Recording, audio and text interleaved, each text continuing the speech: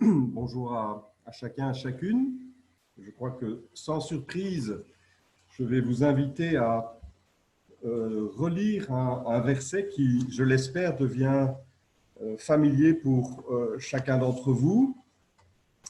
Ce verset, je le lis dans la version parole vivante et il est dans Éphésiens au chapitre 6 et au verset 11 qui nous dit « Couvrez-vous entièrement de l'armure complète que Dieu vous offre afin de pouvoir tenir ferme contre toutes les ruses du diable. » Alors, si vous prenez la série en cours, malheureusement, je n'ai pas trouvé le bouton replay sur mon ordinateur qui vous permettrait de réentendre les messages précédents, mais un court résumé pour dire que cette série de réflexions m'est inspirée par un cantique qui a été marqué dans ma jeunesse par un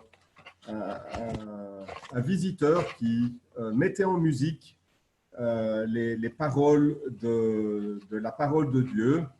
Et cela a beaucoup aidé à mémoriser un certain nombre de versets. Revêtez-vous de toutes les armes de Dieu afin de pouvoir tenir ferme contre les ruses du diable.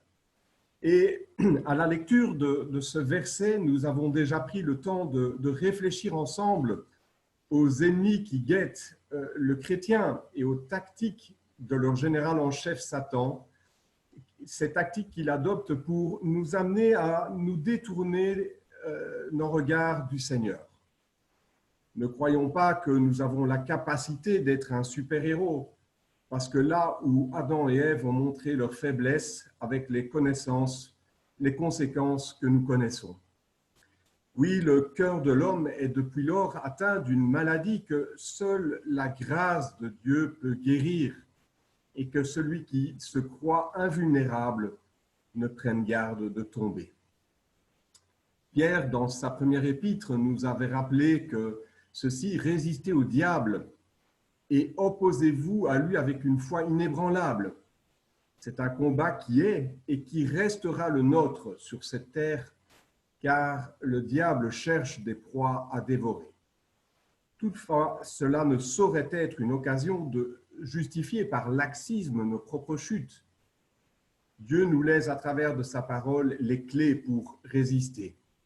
Et les exemples de l'apôtre Paul, comme celui de Jésus lui-même, nous ont donné des pistes pour nous amener et pour nous armer dans un combat dur et exigeant, un combat qui nécessite une discipline, des renoncements et des obéissances multiples.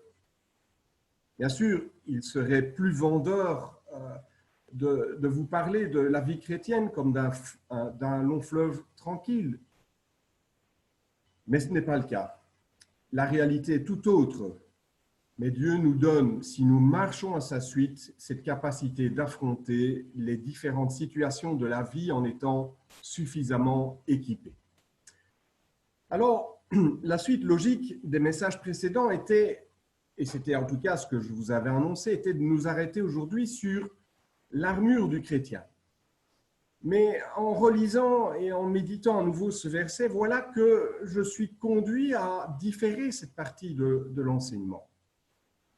Et avant de considérer l'équipement en lui-même, cet équipement de protection individuelle que Paul va détailler plus loin dans ce même chapitre, il y a en ce début de verset une injonction qui est interpellante, me semble-t-il. Il est dit dans certaines versions, « Revêtez-vous ». Et c'est sur ces mots que j'aimerais partager quelques pensées ce matin, des pensées un peu différentes, mais qui devraient, je l'espère en tout cas, nous éclairer pour la suite. Se revêtir. Voilà une action qui nous est, somme toute, bien familière. Une action que nous répétons plusieurs fois par jour. Nous changeons de vêtements pour passer la journée, pour passer la nuit, pour rester à l'intérieur ou pour affronter le froid extérieur ou encore nous protéger de la pluie. pour prendre part à une activité sportive ou encore à une rencontre particulière. Bref, nous ajoutons à notre corps naturel une parure adaptée à chaque circonstance.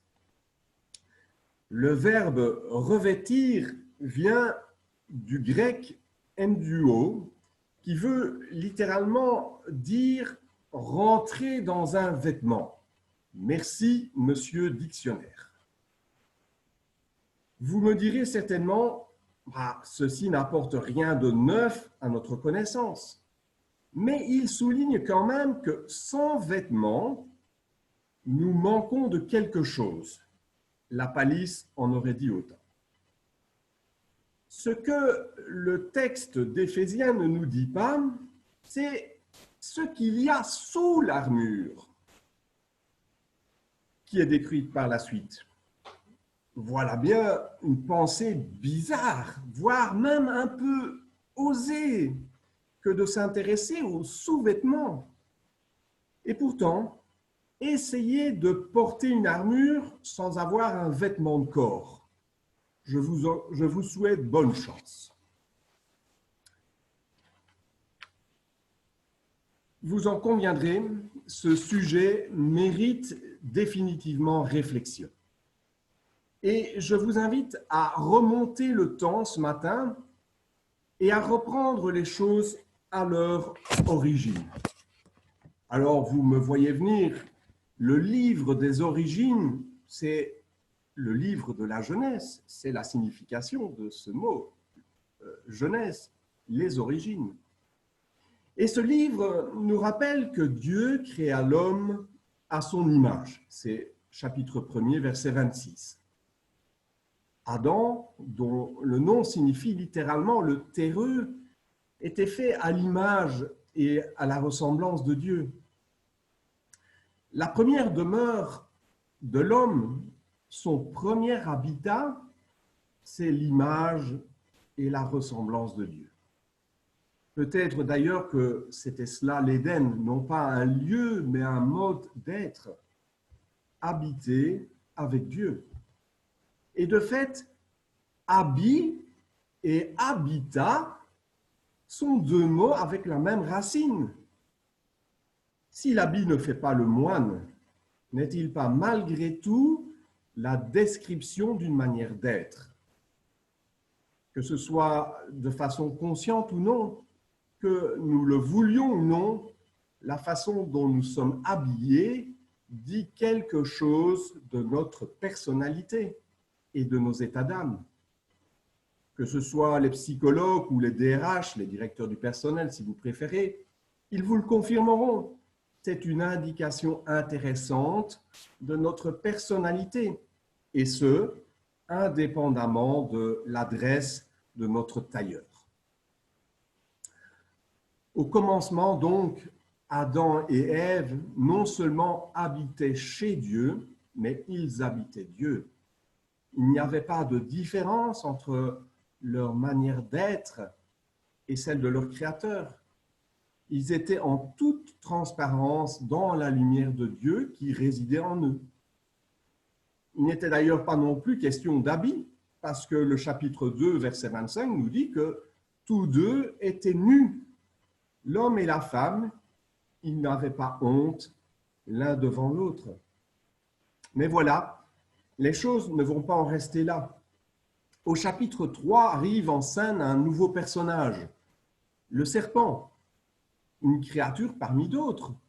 Mais nous dit la Bible, une créature rusée, à la parole mielleuse et trompeuse, qui amène subtilement l'homme et la femme à rompre la relation intime qu'ils avaient avec Dieu. Alors, chapitre 3, verset 7, nous dit « Leurs yeux à tous deux s'ouvrirent et ils connurent qu'ils étaient nus. Et ce faisant, ils cousirent des feuilles de figuier et se firent des pagnes. » Cette entrée du bien et du mal dans le monde est loin d'être aussi géniale que ça. Elle permet l'ouverture des yeux, certes, mais sur quoi? Tout d'abord sur leur nudité.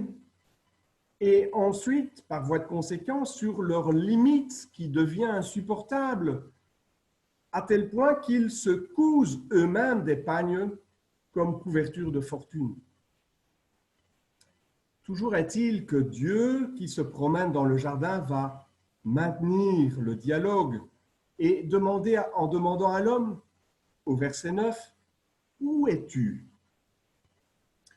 Voilà une simple question, mais qui amène Adam à réagir en tentant de s'excuser.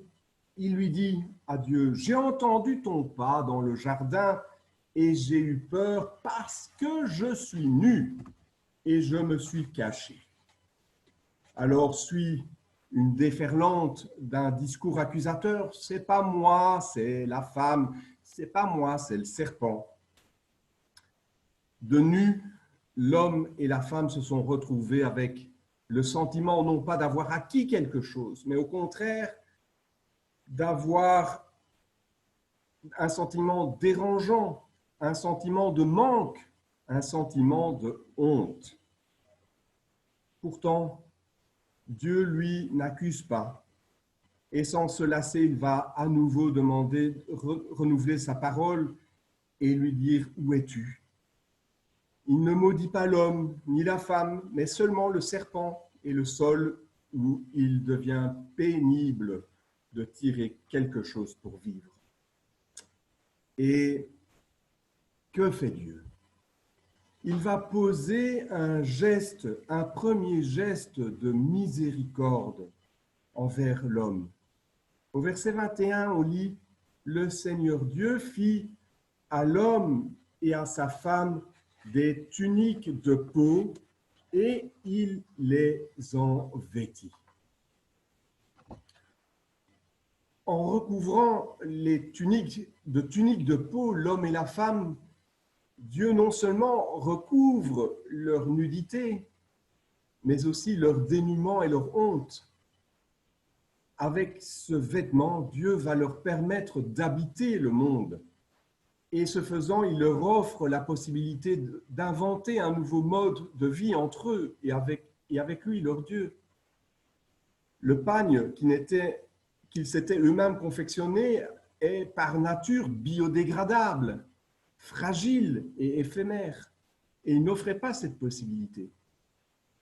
Mais la tunique de peau est-elle un don de Dieu pour que l'homme puisse vivre et construire des relations stables, ou en tout cas relativement stables avec leur entourage? L'homme peut alors à nouveau parler et bénir. Il est intéressant de noter que pour que la peau soit transformée en vêtement, il a fallu préalablement quoi? Ben oui, sacrifier un animal.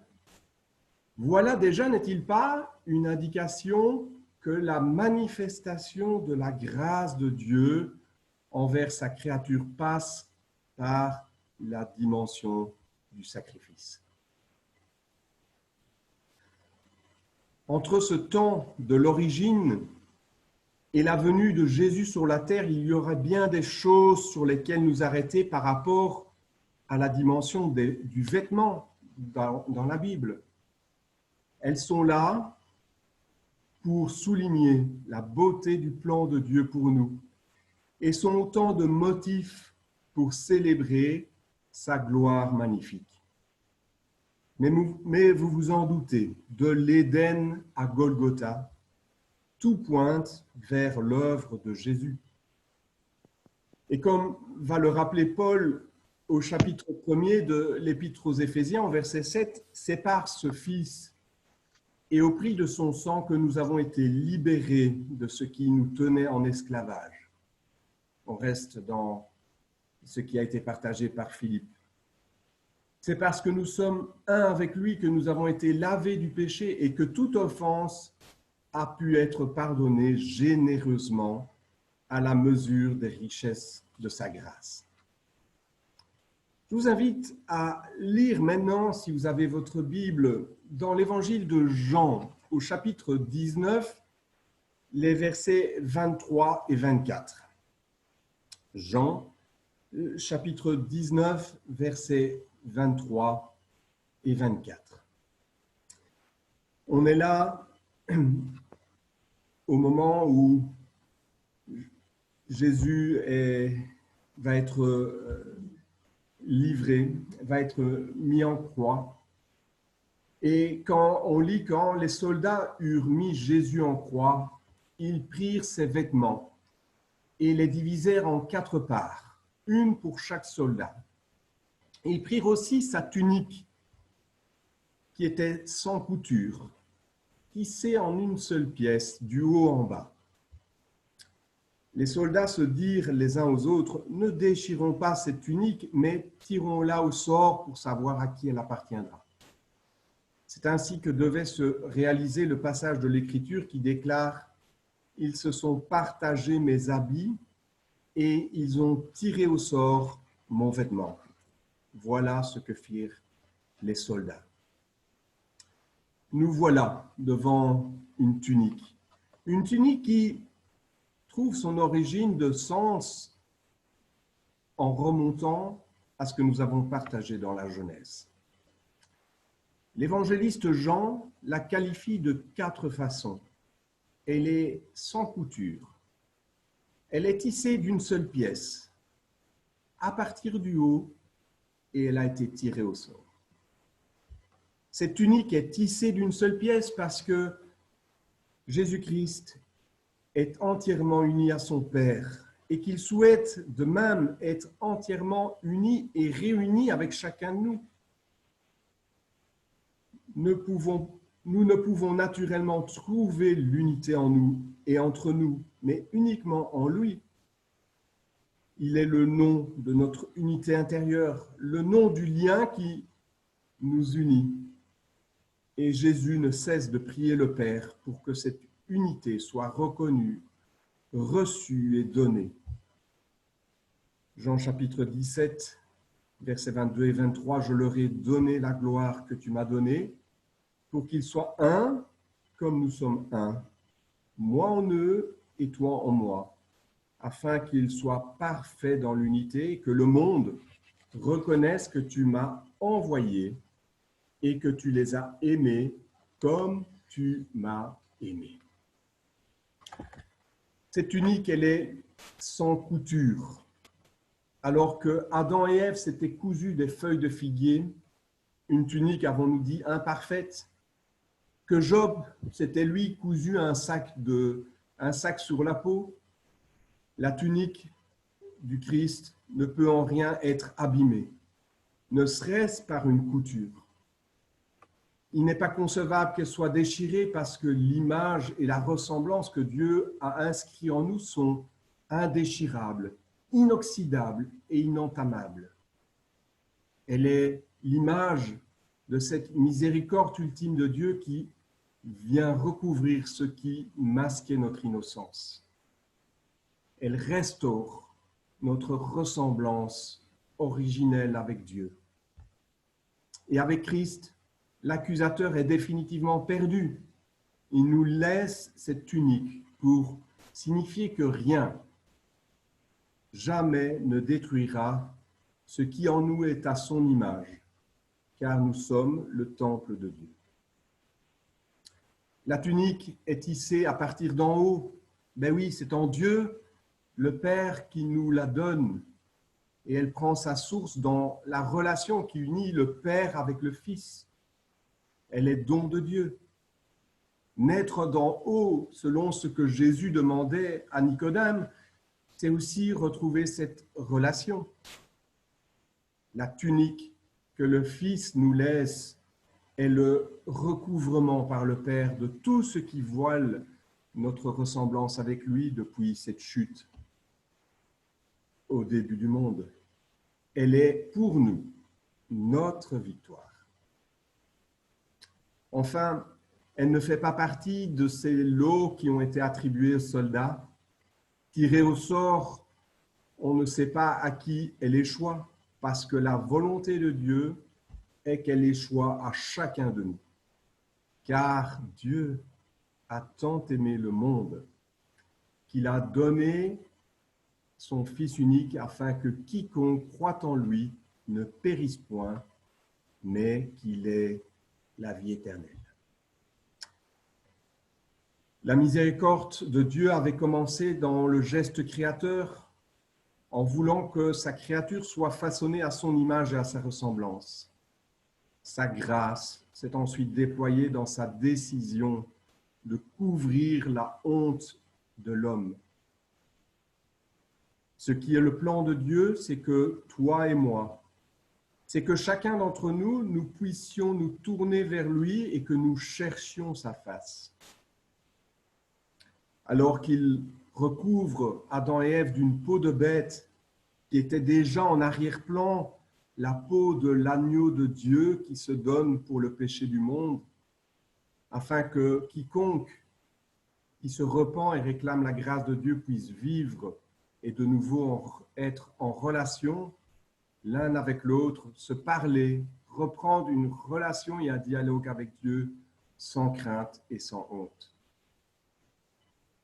La tunique sans couture de Jésus vient guérir et sublimer ce pagne qui avait été cousu par Adam.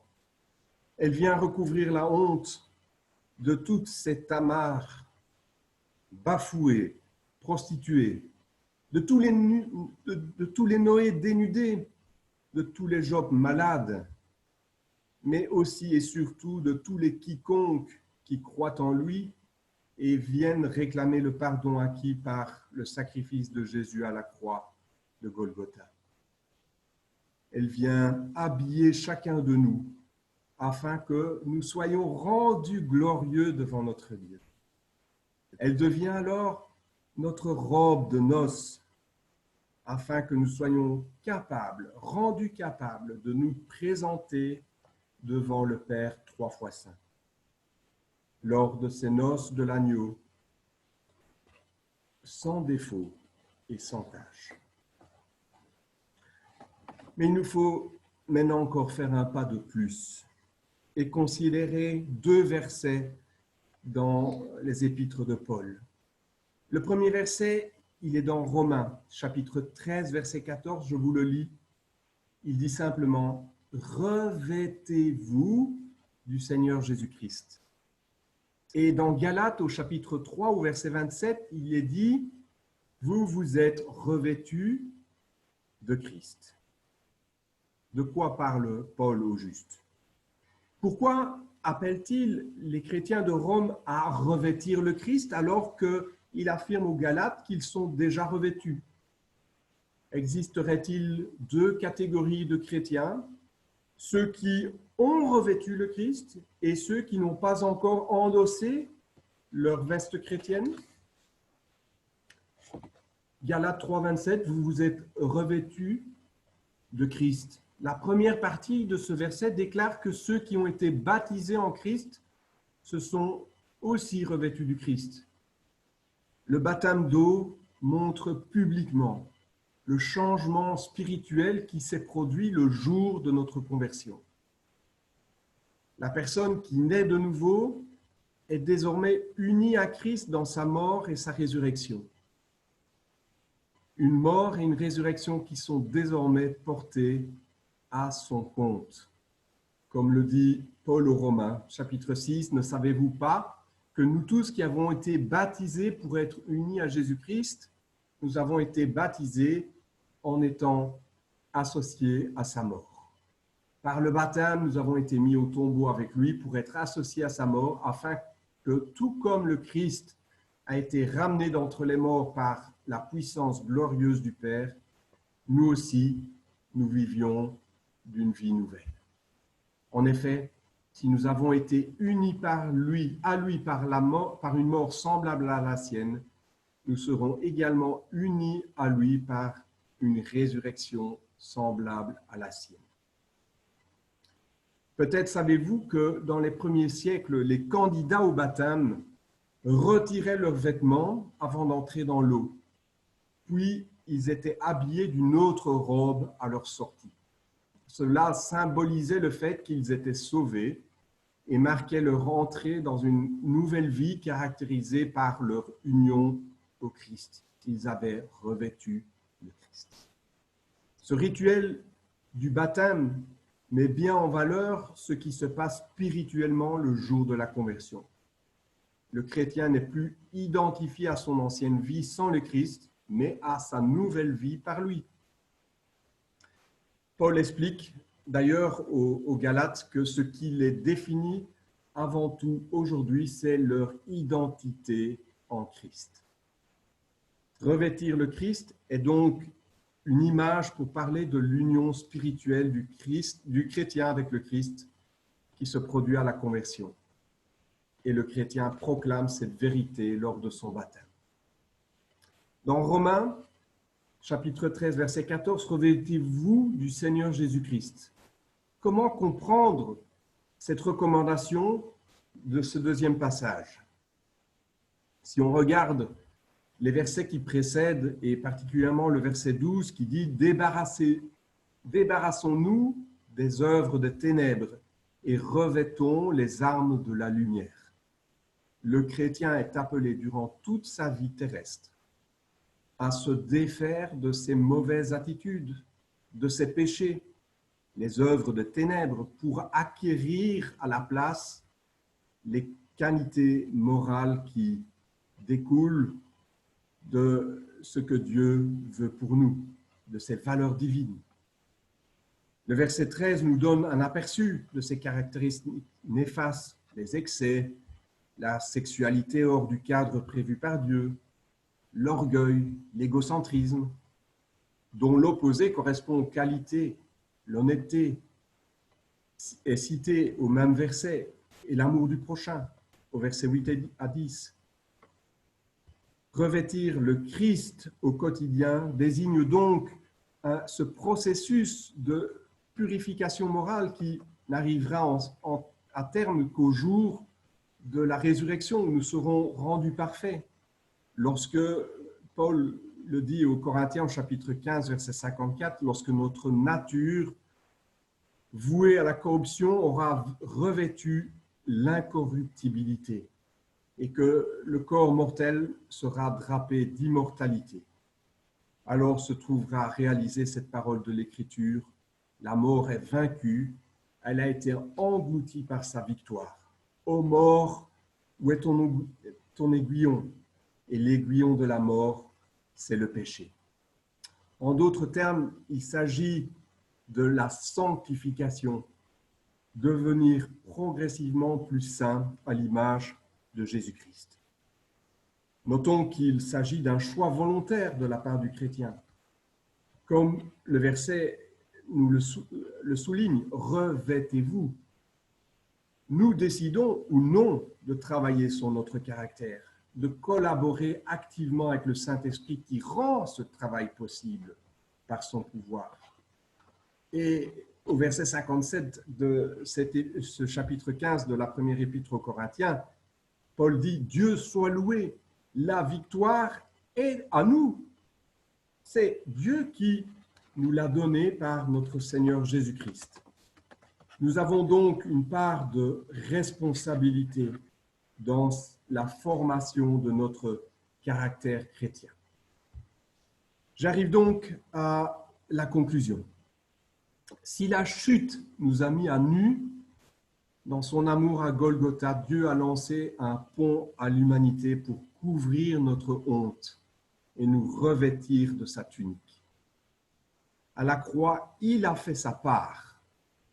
À notre tour, aujourd'hui, lorsque nous revêtons le Christ, de nous aligner, d'aligner notre comportement au quotidien avec notre identité chrétienne obtenue lors de la conversion. C'est devenir en pratique celui que nous sommes devenus légalement, une personne à l'image du Christ. Vous comprenez, je l'espère maintenant, la finalité de mes propos. Comment parler de l'armure du chrétien sans d'abord avoir réalisé et compris que Christ nous a préalablement recouverts de sa tunique offerte en même temps que nous recevions son pardon et couvert notre honte.